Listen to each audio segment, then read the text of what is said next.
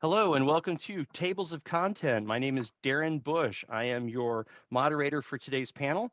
We're going to be spending the next hour talking about some science fiction movies that have anniversaries this year, 2021. But before we get into the details of that mess, I'm going to let our esteemed panelists introduce themselves. I'm going to ask Ellie to go first and introduce herself to our audience.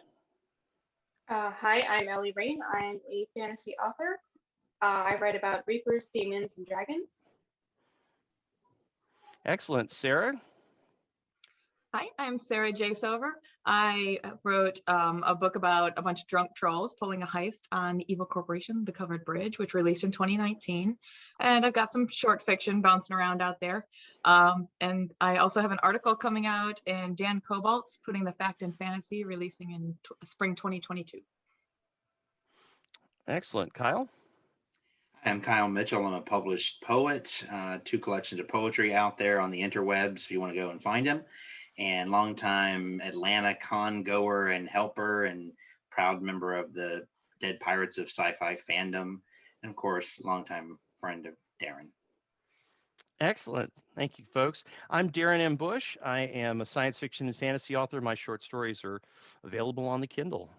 I'm going to explain that a couple of things. First of all, this is our very first attempt to do a virtual panel for tables of content specifically. So I want to publicly thank my three panelists here for putting up with being my guinea pigs and helping me out with this.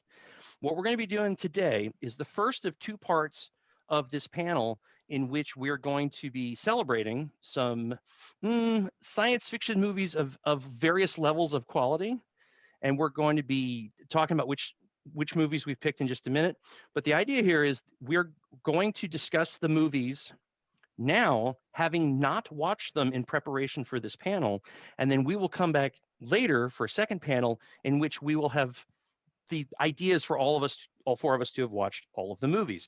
We invite you to watch this panel with us, please, and then watch the movies, and then join us for the second panel and see just how much you disagree with us.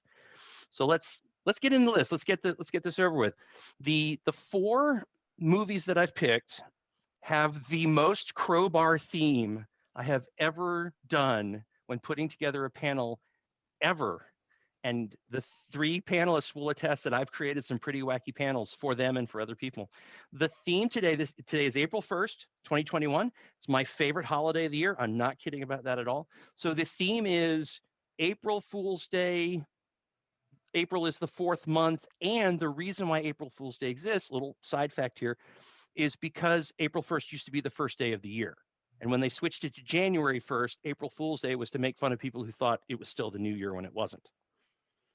Right? How wacky is that for the theme today? So here's what we're looking at. This year is the 70th anniversary of the original Day the Earth Stood Still, a classic. It is the 40th anniversary of Escape from New York, where we got introduced to Snake Plissken. It is the 30th anniversary of the classic melting robot fight movie, Terminator 2, Judgment Day. And then ironically, the fourth one on the list, it's the 10th anniversary of the teenage science fiction angst movie, I Am Number 4.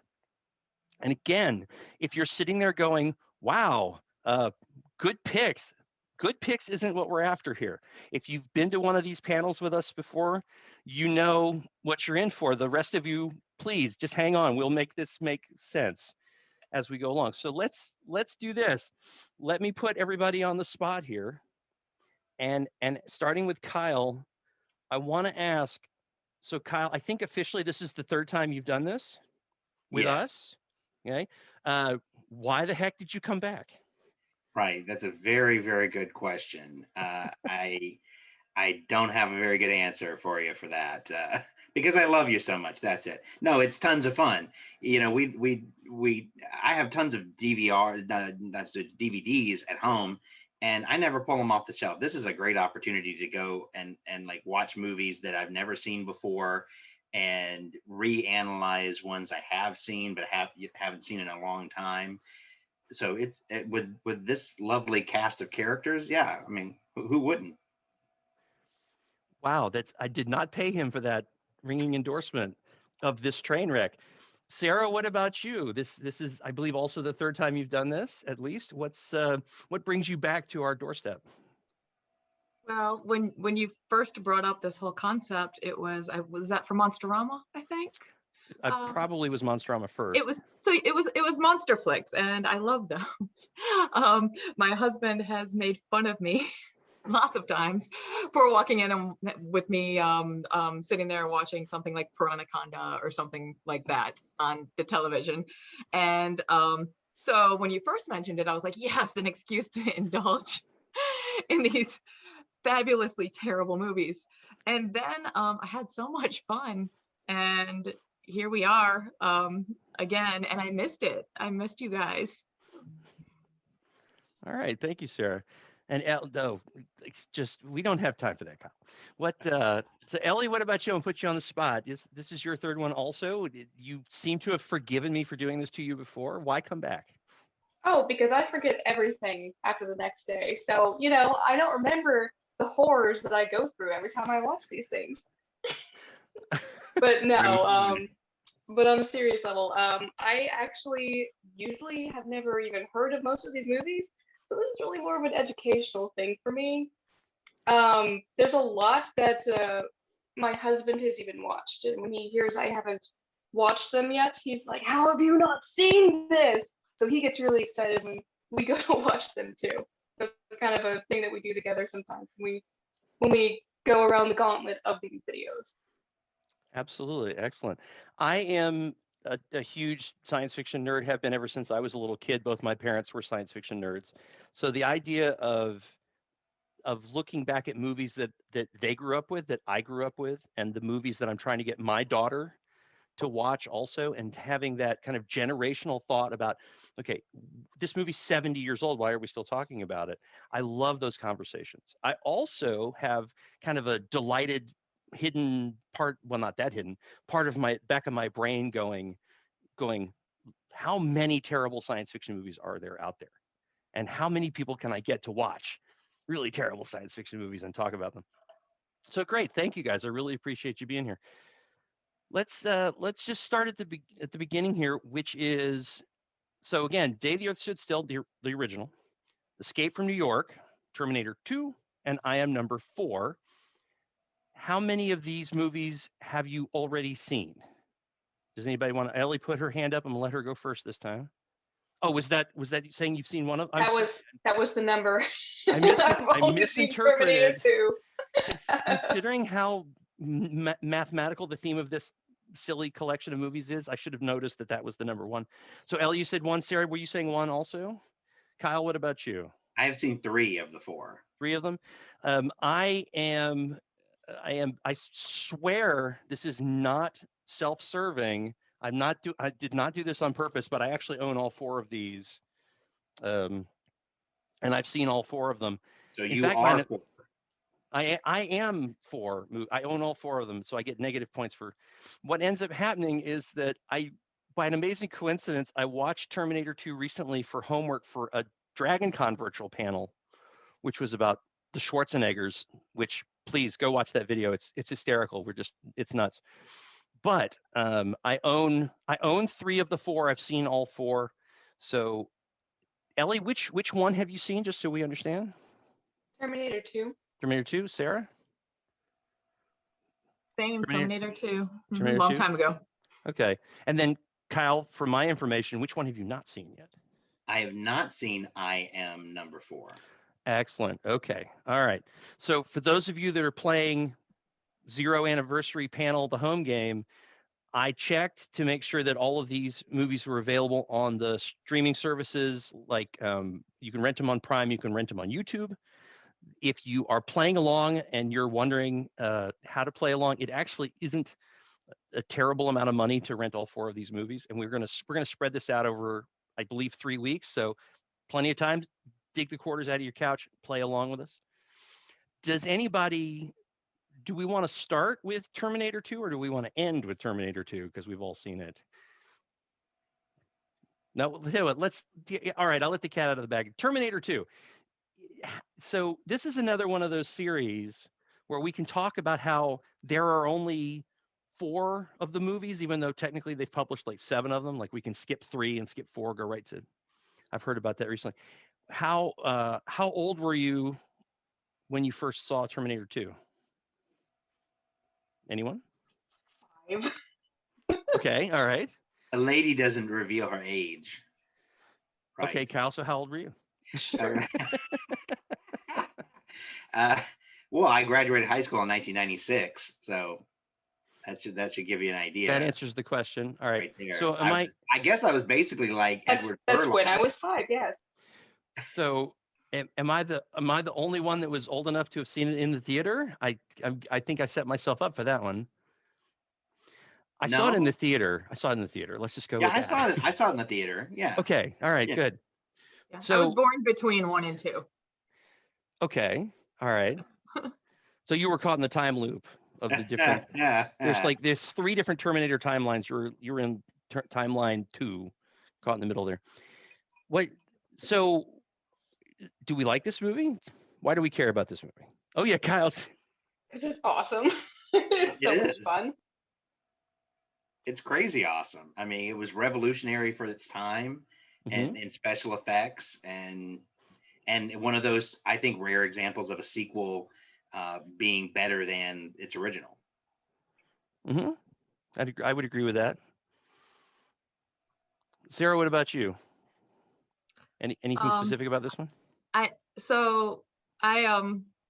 kept confusing Terminator with Kindergarten Cop because of the age I was when I saw them, most likely. Okay. And I thought that I had seen both 1 and 2. I knew that I didn't see any more than that, but I thought I had seen 1 and 2. So last night, just as prep work, I decided to watch Terminator, the original Terminator. And about halfway through, I realized I'd never seen that before. So I have only seen Terminator 2 before last night. And I remember enjoying it, and that's about all I remember. I just don't remember a whole lot about it. I know that it broke some ground on the CGI front. So I'm excited to do a rewatch. Excellent. I think that one thing that people don't necessarily remember, because it's been a while, is that James Cameron did Terminator 2, and the special effects were amazing. We're talking about melting liquid robots, right? That's the joke I made, the bad joke I made earlier about that.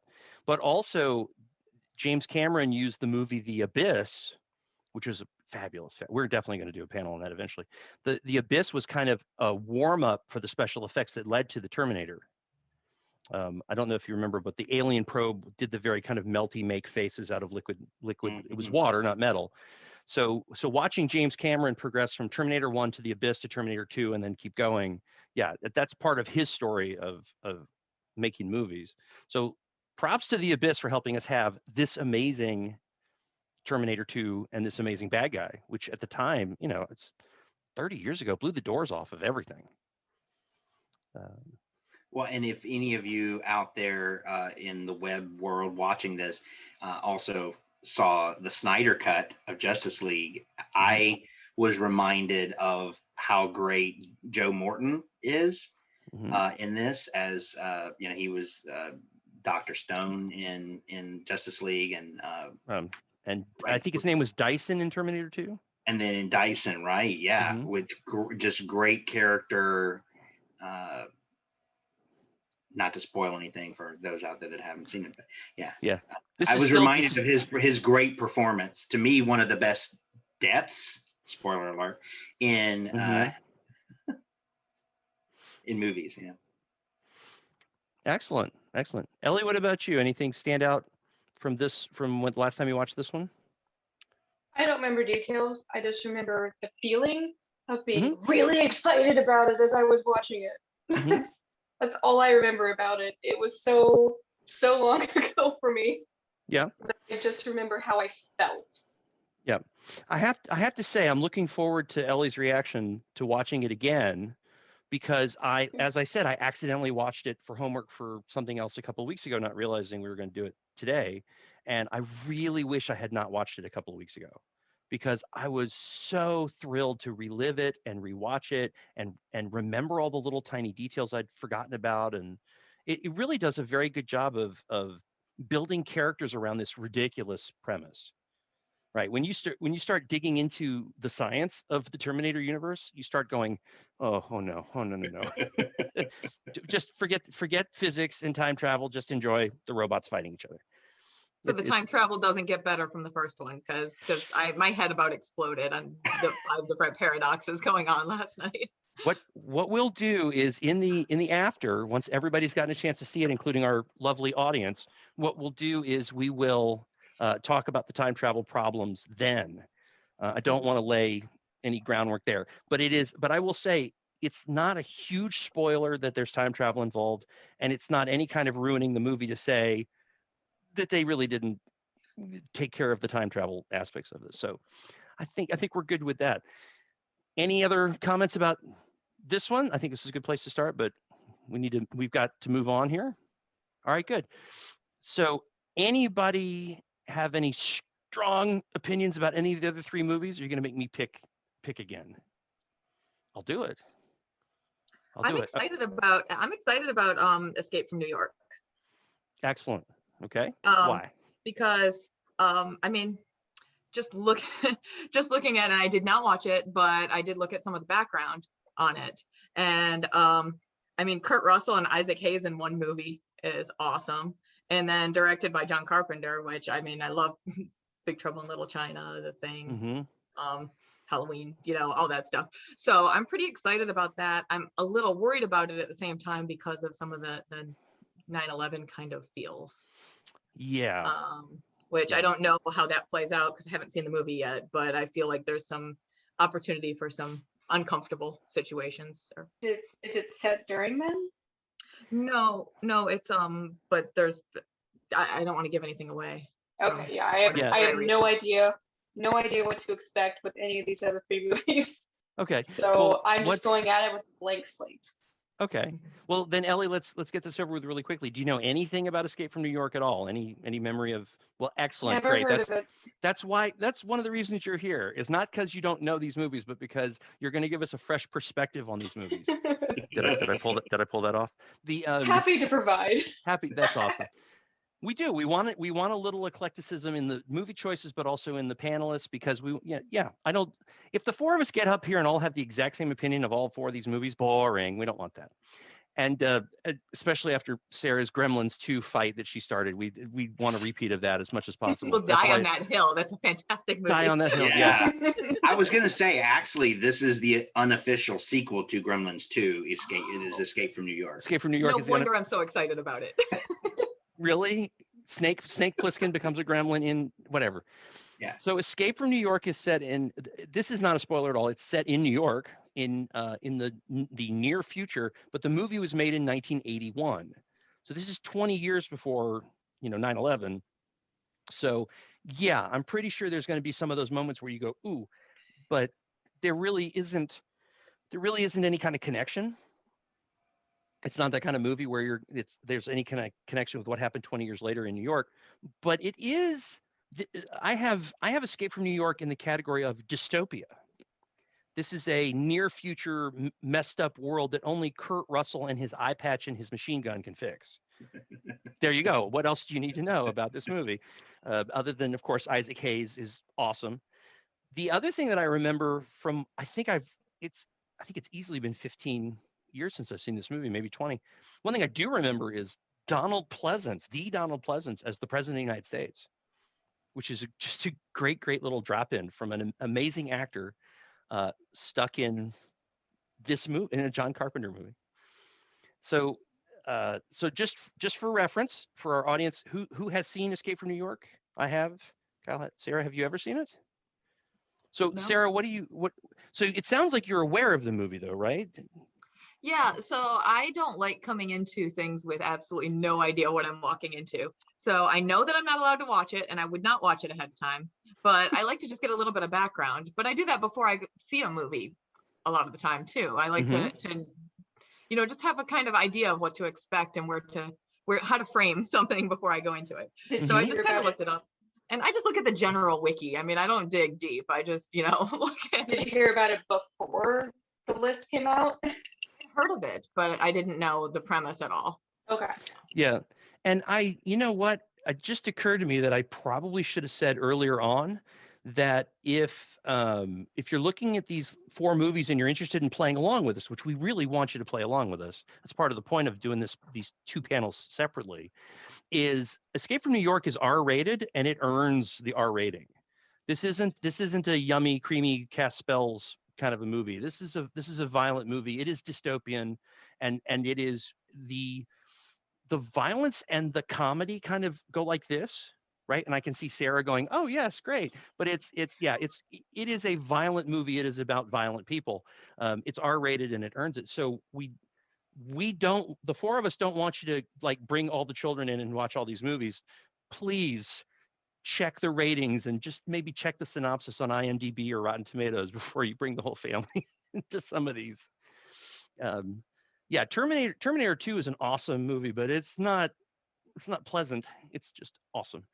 Escape from New York is like 2 hours of Kurt Russell going from violent situation to violent situation to solve a problem. Anyway, But so actually, Kyle, so much like a lot of films in the '80s, there that had that trope, right? And their vision of the future, with corruption as there has been since eternity, but then what is your new spin on it in this particular post-apocalyptic world, or whatnot, how the world has gone awry, and usually there's some bad world leader or whatnot, and that on the front is just a facade. Heck, we even just recently kind of saw that in Wonder Woman 84, and bringing, which again, right in the 80s, a perfect villain, because we saw that type of villain so much in 80s movies, like especially sci-fi and horror. Yeah, absolutely. The one of the things that Escape from New York does is it's something that John Carpenter's good at bringing into his movies is he does a lot of wish fulfillment. It's like there are things that happen in this movie that are very satisfying, satisfying, but it's like, oh gosh, yeah, don't you wish you could do that when somebody acted like that and you could react that way? Now I would never react that way, but it's great to see it on film and see it played out as a fantasy. Yeah, it is. This movie is very tropey. I don't know how many tropes it invented, but it used all of them. It's a lot of. This is a movie that I'm looking forward to going back, and it's been a while, so I'm looking forward to going back and going, oh yeah, there, that's where that started. That's where that idea came from. So I just want to ask while we're here, did anybody? So Kyle would be the only one to ask. Really, has anyone seen Escape from L.A., the sequel? Once, but it's been a very, very long time. Once. Okay, and so I don't remember anything about it except for it even paling in comparison to the quality cinema that is Escape from New York. Yeah, it's hard to explain why Escape from LA is so bad without giving away things about Escape from New York, but it is the sequel that should not have existed. It's really bad, right? The reason why I looked into it was because Bruce Campbell, the Chin himself, Bubba Hotep guy, he plays again, this is not a spoiler for this movie, he plays a psychotic plastic surgeon who's taken his Hollywood practice too far in the apocalypse. It's a really bad movie. That's why I got it. It's so bad. It makes the first one seem just classic and amazing. You're making me want to watch it now. I'm fine with that. Like, that was a pitch for me. You understand that, right? Yeah, exactly. I was like, Bruce Campbell is a plastic surgeon. Check. Sure. Excellent. Okay. Well, I think we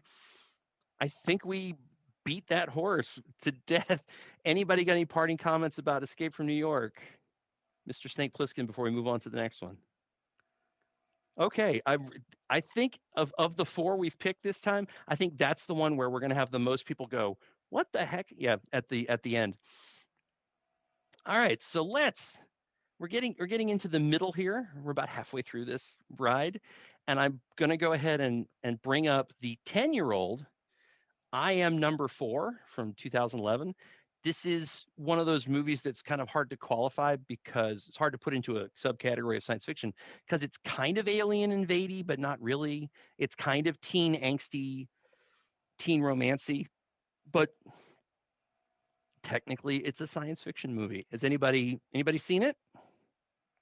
Excellent. Good. Has anybody ever heard of it? Okay. So Ellie's going no. All right. Sarah's going no. Kyle, what do you remember about hearing about this movie? Okay, so I'm excited to finally watch. I remember when it came out, and it just kind of missed me because of the kind of teeny movie it was. Though it kind of in a way was started a lot of it, but I'm excited about it because I did not remember this. That it's actually Miles Millar and Goff or Gow, however you pronounce his name, that were the creators, producers, whatever, on Smallville. And I was a huge Smallville fan, and I watched every episode of Smallville. And so I Am Number 4 was done by them, I think, written and produced and stuff. I don't know if it was direct. I don't think it directed, but so I'm excited for that because I was that guy that was like, okay, I know Smallville, Freak of the Week, teens, overreacting and all this kind of stuff, but I still ate it up every week, and it was kind of like my little comic book soap opera when Smallville was on TV. So I'm kind of actually all in for this I Am Number 4 for that same reason. I'm hoping I get that some of that kind of vibe, but with the little alien or Area 54 or something kind of vibe. I don't know. Yeah, we're not gonna be able to spend a lot of time on this one, but I will say that I really like the title. Right when the movie came out and I saw the commercial and it was all like it's not a spoiler to show you the cover of the DVD, but you might notice that they have glamour shotted all of the heroes, and all of the heroes are teenagers, or at least they're like adults who look like teenagers, right? We know about that in movies, but they're everybody's very beautiful on the cover. It's very dramatic, and the lighting and everything. I love the title. I think the title's great. I Am Number 4. That immediately drew me in and went, wait, hold on. What happened to 1, 2, and 3? And there's several moments in the film that I remember. It's been a couple of years since I've seen it. There's several moments in the film where it's definitely playing to the teenage audience. So there are times where I'm like, okay, we'll get through this. High school romance, teenage angst, okay, whatever. But then when they get to the blowing things up part of the movie, they blow things up. It's like I think the introduction of one of the aliens, oops, spoiler, there's aliens in this movie. One of the alien introductions is that the character walks out of a bungalow on the beach, gets 10 feet away, and the bungalow explodes. I think that's like her opening scene. Don't know who she is. She's just walking out of a building that explodes. It's that kind of movie. Right? That's what we're in for here. There are some, I remember going, yeah. But I also remember going, okay, that was interesting. Right. I didn't know anything about the Smallville connection. That's news. So I'm beginning to see how that fits in together. All right. So Ellie, Sarah, I don't want to leave you guys out of this part of the conversation. Do you remember the trailer, the poster, anything? Was this just a complete miss? Yeah, this one mostly missed me, and I don't know if it's because I tend to lean more fantasy or monster, or what. Because that would normally be something that would have been on my radar during that time. But Kyle just gave me a little hope. When I was looking into it, I do watch a lot of like YA based things. Like my husband and I just watched this zombie movie called TV show called My Dead Ex, which was it was so YA, it's not even funny. But we enjoyed it. I like that stuff. So I don't know exactly why this one missed me, but I was looking at the background on it. I was hoping for some really like beautifully cheesy sci-fi tropes. So I'm hoping that those are there. Yep. Ellie, did you want to add? Go ahead. It's rare if something doesn't miss me, even if it's supposed to be something that everyone else my age has already seen and knows about very well. Somehow I always miss anything that's popular.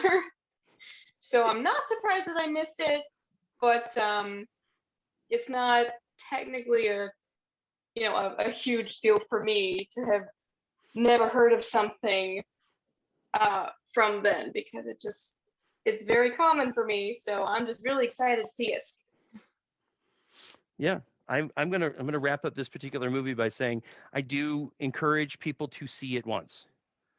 I think it's interesting in the larger conversation about science fiction movies, especially now that like every third Netflix original series is there's these two teenagers, they're stuck in a weird house, monsters attack, go. You know, that's right. There's like 6 of them now on Netflix, so it is in that kind of vein, right? Is they're teenagers, sort of like Smallville, yeah, kind of like Smallville. All right, excellent.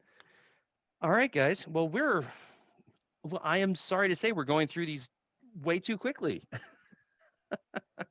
but we're having a good time here. Good conversations. All right, so I wanted to save this one for last. It's the 70th anniversary of Day the Earth Stood Still.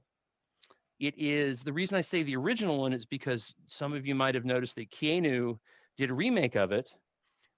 This is not. We're not going to get into the discussion about Keanu being perfectly cast as the awkward alien trying to figure humans out. That's too perfect casting. But we're talking about the black and white version from 1951 that inspired that movie. So let's do this. Who's seen the 1951 Day the Earth Stood Still? Okay, Ellie's hand came up. I want to apologize because I forgot this one was part of the list.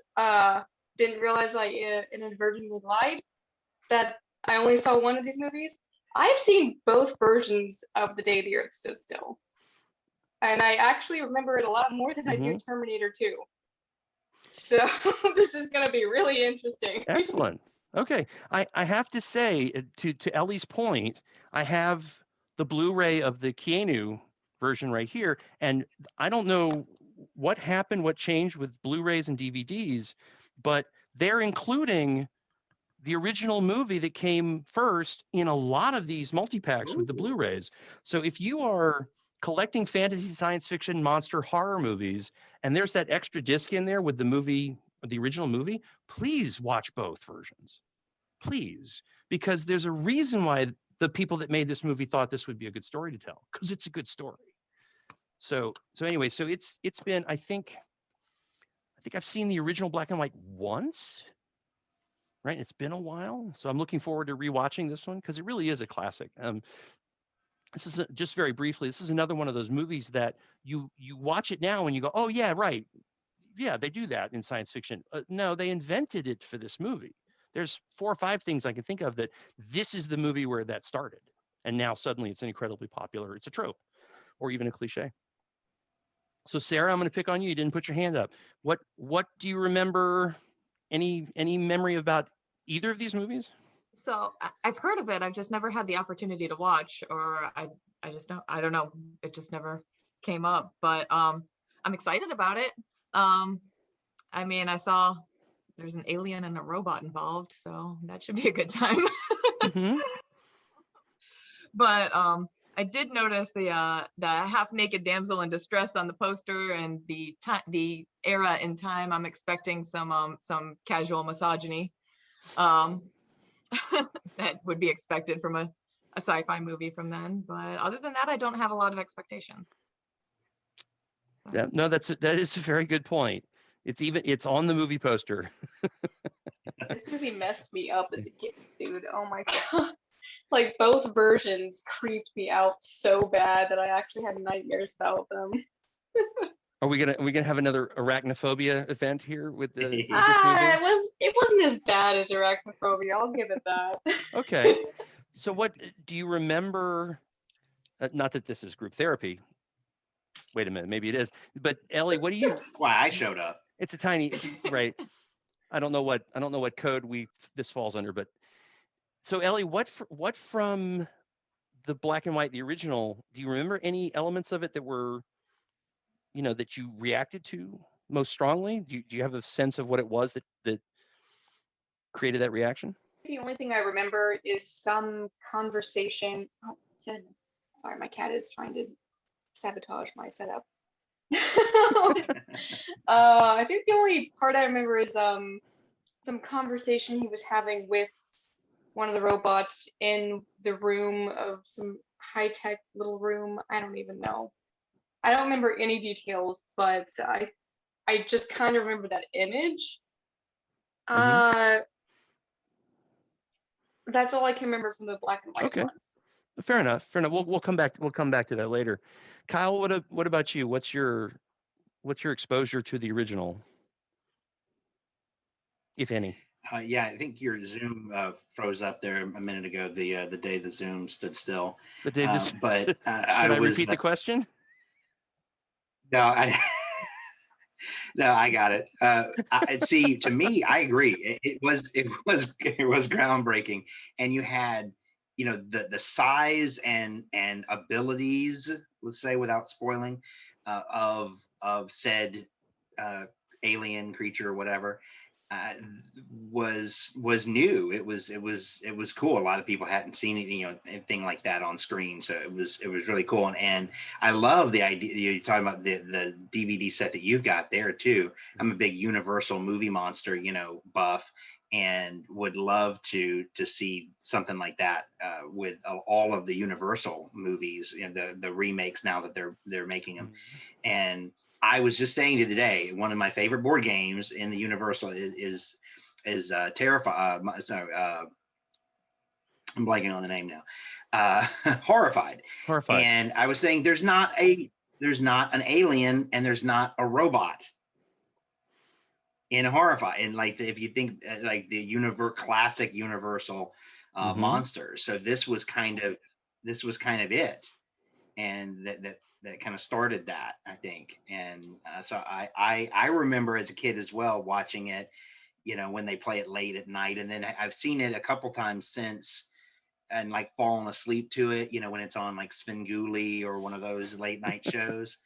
And but I haven't really sat down and studied it again, like as a film, as a classic, classic sci-fi Mhm. film in years. So I'm looking forward to that. Yeah, absolutely. It definitely groundbreaking. I mean, considering it was 1951, they did some amazing things. I know that some of the people listening are going to start yelling at the screen as soon as I say this, but the time, the timing with Twilight Zone, the TV series, I'm wondering, how much Serling influenced this movie or this movie influenced Twilight Zone, because there's definitely some overlap there, and not just because of the black and white or the tech or whatever, but it's just a really good story set in a very kind of superficial, cliched sort of version of the United States that is essentially real, right? There's really not a lot of surprises in the way the military reacts and the way society reacts and the way the news people react. No shocks there. The real scary thing about this movie is that 70 years later, you don't really need to change that part of the story at all. We haven't we haven't really improved in any of those areas, but did a really great job of presenting this situation that was just completely off the chart crazy, and putting it into very human terms and making it just an amazing story. Um, Trying very hard not to give away any details. I Well, and if you really. think about following World War II, and Mhm. having just come out of World War II, and usually a lot of sci-fi is influenced by that, right? Mhm. By what the world events about. So then you come right off of that, and then you have this kind of a villain, if you will. Mhm. It's kind of what, like you were saying about Snake Plissken and stuff. It's a little bit of that escapism that we want, like our dreams are kind of a defense mechanism for us to prepare in our sleep for real life, how we can practice, Mhm. you know surviving and winning and overcoming and that kind of thing in our dream state, to then go and do it in real life. And so if you think about where the country was, and the world was Mhm. in 1951. That's a very good point. It's a very good point. I'm suddenly sitting there going, it's a robot that's invulnerable and all powerful and can kill anybody whenever it wants. What does that Yeah, sound like in the 50s? Ellie, go ahead. I'm kind of I kind of remember some kind of thought I had when I was a kid when I watched both versions. Um, for whatever reason, I don't remember what the reason was. Hi, Simon. But I kind of remember being more creeped out about the black and white version's core reason why everything was happening versus the new version's reason of why everything was happening. I don't remember what it was because I don't remember either actual theme, but I remember they were very different with the reasoning for why everything was happening. And I remember being even more creeped out by the older version's reason. Yeah, absolutely. I think I know what you're talking about. I'm gonna have to watch the movies to double check, but yeah, I agree. It would make Yeah, sense me in too. I context to never what watched- Kyle was saying. Yeah, because it's and we've seen this a lot with remakes of fantasy and science fiction and horror and monster movies, is the specific thing that got Godzilla to come to New York Right. was different in the 90s than it was in the 60s. You know, in the 60s it was Tokyo, but you know what I mean, is Godzilla showing up was slightly different reason every time. Mhm. So yeah, Sarah, I think you're right. I think that it'll be interesting. I think when I watch the original, I think I'm also going to watch the newer version, because I think that if you watch both, you will see there's something extra to get from watching both. Like you were saying, Sarah, is that the intention of the story and the what is underlying all of the kind of metaphor stuff, I think the differences between that is very telling, right? Because in 1951, it wasn't just some random let's blow stuff up kind of story. It doesn't come across like that. It isn't gratuitous at all. It is very Twilight Zone, kind of trying to poke you, trying to sneak up on you with robots and aliens, but tell a very human story. So And I don't excellent. remember Oh, feeling on the Keanu version. I don't remember like feeling the same kind of level of that tension mhm, and fear that comes across in the original black and white, which is a compliment to the original. mhm, I think that they added. I don't know how much longer the remake, is lengthwise, but I recall it being, you played up more on some of the romance, because you've got this hunky Hollywood star with Keanu and that kind of mhm. thing. So, but I don't, but I definitely was not like afraid and affected like that, by Klaatu or Mhm. just the whole ambiance of the movie like the original one was. Yeah. Okay. Ellie, Sarah, anything else about this one? Any expectations or fears for Day the Earth I'm Stood gonna Still? watch both. Excellent. Sarah, what about Yeah, you? this whole conversation just made me convinced me that I need to watch both, and then I'm gonna also be now researching what was going on in society at these different times and stuff. So Yeah. thanks for that.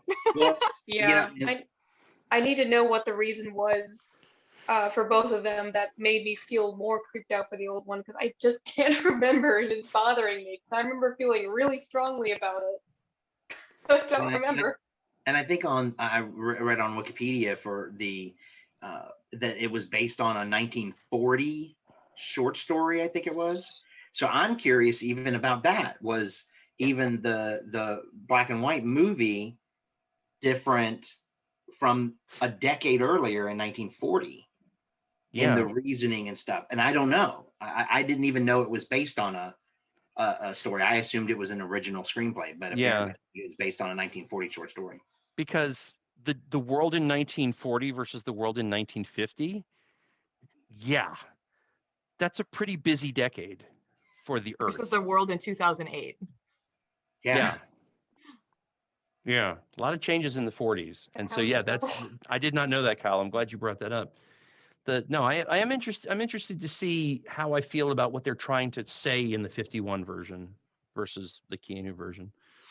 So I just want to quickly note, and again, totally on accident, 3 of these movies on the list are going to make me watch 2 movies. I'm going to watch both versions of Day the Earth Stood Still. I'm going to watch Escape from L.A. to feel better about Escape from New York, and I'm probably going to watch Terminator 1 to build up to Terminator 2. I I Am Number 4 doesn't have a sequel that I'm aware of or a predecessor, so it's not on that list. But I didn't intend, like there is no I Am Number 5. I haven't heard about I Am Number 5. I didn't intend for us to watch 7 movies to do this one panel. That was an accident. Please don't feel pressured. Please watch all these movies. Don't feel pressured to watch these 7 movies to keep up with us. But yeah, it might help. I think that I think a lot of why we're drawn to science fiction, fantasy does this too, monster movies do this too, horror movies I found out recently also do this, is they try and bring us to a morality or ethical question and then kind of suck us in with the elements of fantasy science fiction monsters.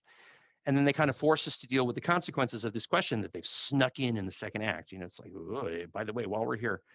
And I kind of like that. I like that science fiction does a very good job of kind of sneaking up on you and going, boo, with not just a monster or an alien, but a tough question. I think all of these movies do a good job of kind of forcing us to deal with being human beings. So I'm looking forward to it.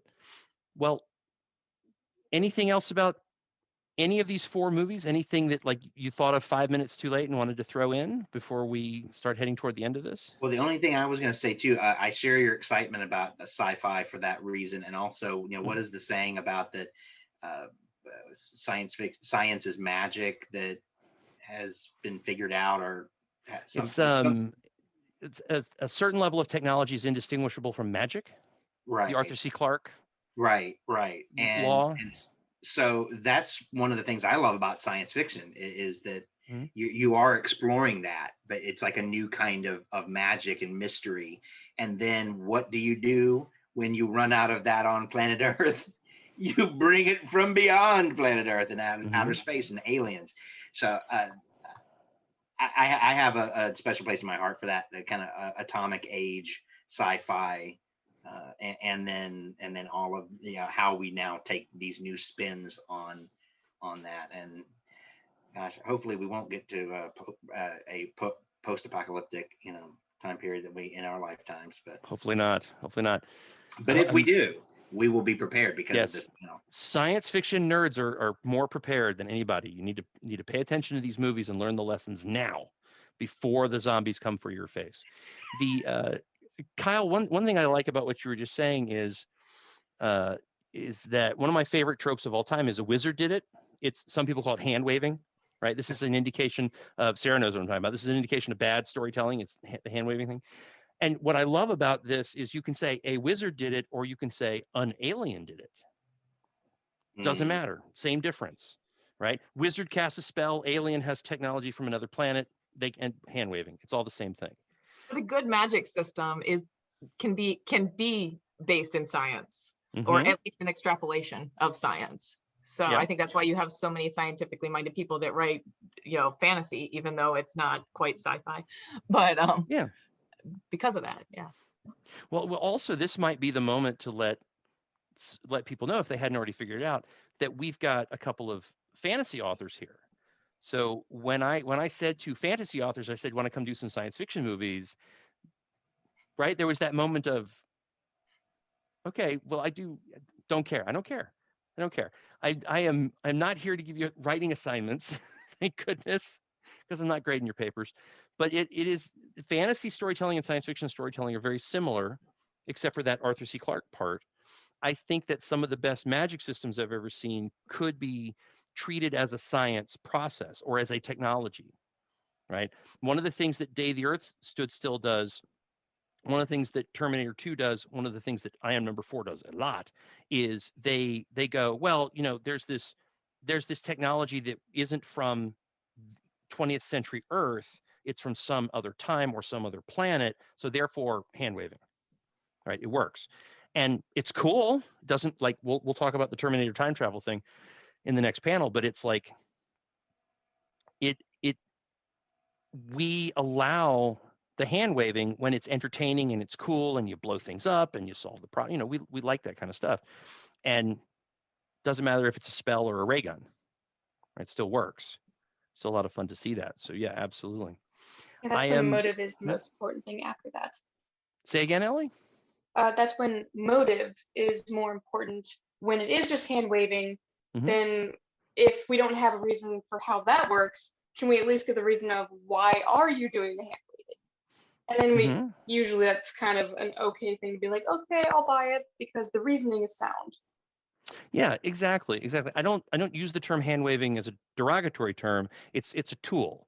People who pull it off well, it we forgive them, and people who use it as an excuse not to like write dialogue or write a character, that just smack. Um, the so yeah, so excellent. The I don't really have anything else that we need to go over unless anybody has any parting shots before we work on paying the bills here. Everybody good? Okay. So somewhere between 4 and 7 movies. Our plan is to give ourselves 3 weeks to watch 7 movies, 4 to 7 movies. So what we will do is, for those of you in the audience who may be experiencing this after the fact, which should be all of you actually, now that I think about it, definitely please, before you hit the second video, take a look at the list of movies that we just have been talking about. Please watch some of them. We'd love it if you watch all of them, watch some of them, and then join us for the after version of this discussion. I have absolutely enjoyed the heck out of this conversation. It's been a lot of fun. It's exactly as much fun as I thought it was going to be when I asked the 3 of you to join me. So let's do this. Let's get out of here on a high note. Please let our audience know where they can track you down on the interwebs. This time I'm going to pick on Sarah first. Sarah, how can our fans find you? SarahJSover.com, on pretty much all platforms, Twitter, Instagram, Facebook. I'm at Sarah J. Sover. And you can find my book, Double Crossing the Bridge, on Amazon, Barnes & Noble, or anywhere else. Excellent. Thank you. And Ellie, what about you? Where can they track you down? You can find me at ellieraine.com, or my books that are the Necrosine Chronicles, you can find me at necrosine.com. You can look it up on Amazon, Barnes & Noble, and now Audible. Yes! Excellent. Kyle, what about you? I am on social media at Poet Kyle. And if you want to read any of my poetry, I have 2 books online. You can look me up by Kyle Mitchell. And my first book is called Slang, and second book is called A Dream of Christmas. Excellent. Thank you, everybody. I am still Darin M. Bush. I have some short stories on the Amazon Kindle if you're interested. The name of this channel/project is Tables of Content. And I'm going to make sure that all the appropriate links and connections and bits and pieces and social medias are in the comments in the video so you can track us down, because this is the first panel we've done for this project, but I really hope that there's going to be many, many, many more in the near future. Thank you, everybody. This is the part where I get to be the kindergarten cop and go, everybody wave goodbye to our fans. Thank you so much for joining us. Bye-bye. This has been a presentation of Tables of Content. What kind of stupid name is that?